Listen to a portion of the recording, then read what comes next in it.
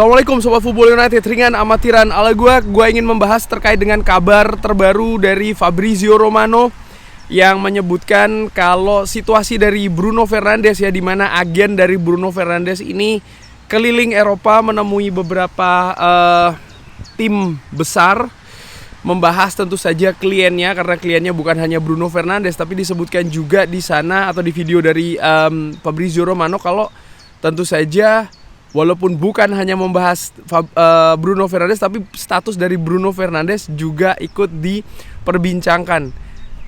Belum ada keputusan jelas ya, apakah Bruno akan cabut atau tidak. Fabrizio Romano menyebutkan kalau Bruno tetap berkomitmen dan happy berada di Manchester United, tapi Bruno juga butuh tahu proyek apa yang akan dilakukan oleh Manchester United ke depannya, siapa yang akan menjadi pelatih kepala ataupun manajer selanjutnya dari Manchester United ini memegang situasi yang penting di masa depan Bruno Fernandes.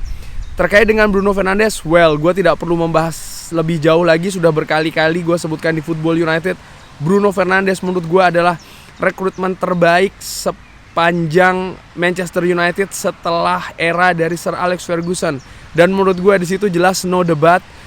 Data-data statistik kontribusi dari Bruno Fernandes, gol, assist yang selalu konsisten, lalu juga most created chances, diakui oleh pandit, diakui oleh media, diakui oleh pemain lain ya. Bahkan gelandang kreatif seperti kayak Kevin De Bruyne pun juga lebih memilih Bruno Fernandes. Ini membuktikan memang kapasitas dari Bruno Fernandes ini sangat besar sekali.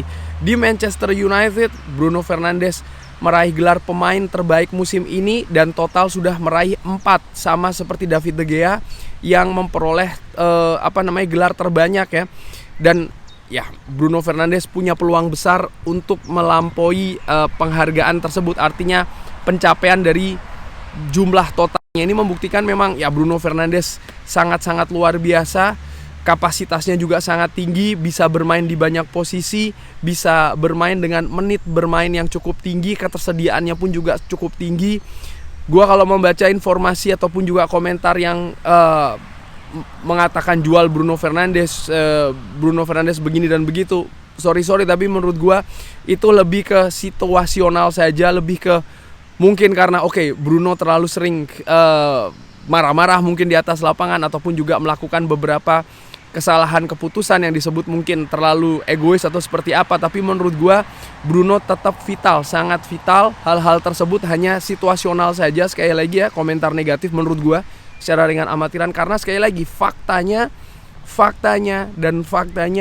Bruno sangat krusial bagi Manchester United, dan gua akan 100% mendukung Bruno, apalagi statusnya sebagai kapten Manchester United. Dan apa ini artinya situasi yang tidak pasti ini? Gue teringat ketika 2 tahun yang lalu Erik ten Hag pertama kali datang ke Manchester United, Bruno Fernandes adalah pemain pertama yang kontraknya diperpanjang oleh Erik ten Hag, karena Erik ten Hag juga melihat pentingnya Bruno Fernandes. Dan pada saat itu Bruno Fernandes bisa teryakinkan ya dengan proyek ataupun juga rencana dari Erik ten Hag. Dan memang kenyataannya Bruno memainkan peran yang sangat-sangat vital, sangat-sangat penting di sistem yang ingin dibangun oleh Erik ten Hag. Bagaimana ke depannya? Tergantung Ineos menurut gue. Apakah nomor 1 Ineos akan memperpanjang Erik ten Hag ya? Itu nomor 1. Kalau seandainya tidak bersama dengan Erik ten Hag, apakah Bruno Fernandes cabut atau seperti apa? Bisa ya, bisa tidak. Tergantung juga pelatih selanjutnya yang akan ditunjuk, seperti apa konsepnya. Dan ini bukan hanya tergantung dari pelatih.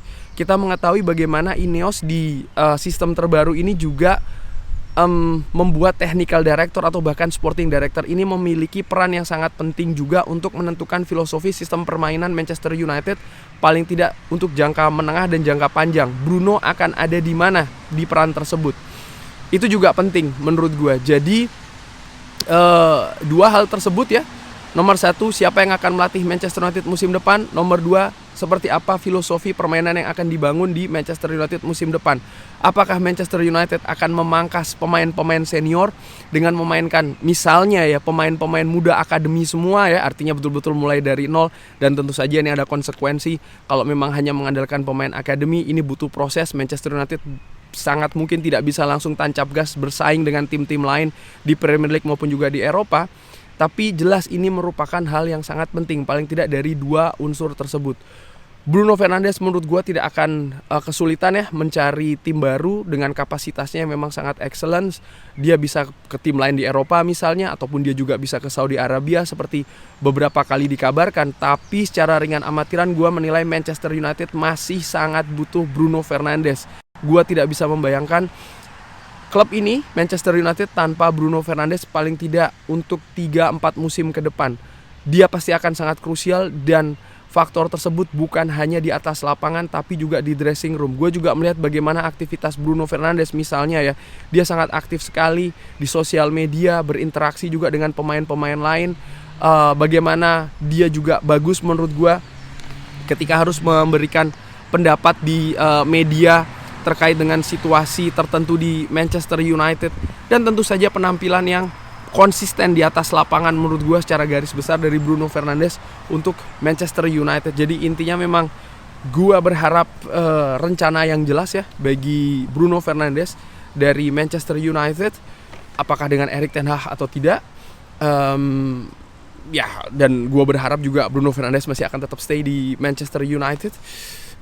Gue berharap juga dia bisa mendapatkan lebih banyak gelar lagi tentu saja di klub ini. Tentu saja gelar secara klub dan juga gelar secara individu.